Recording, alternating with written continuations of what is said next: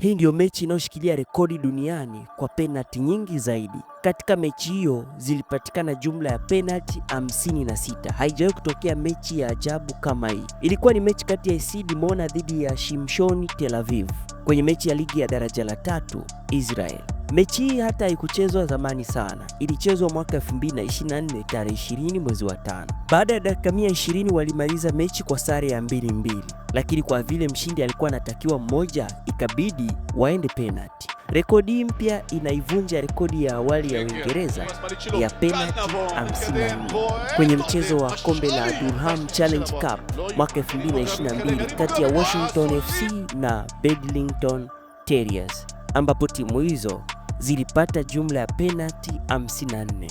Kuna mchezo wote unaojua ulikuwa na penalti nyingi kama huu? Niambie kwenye comment.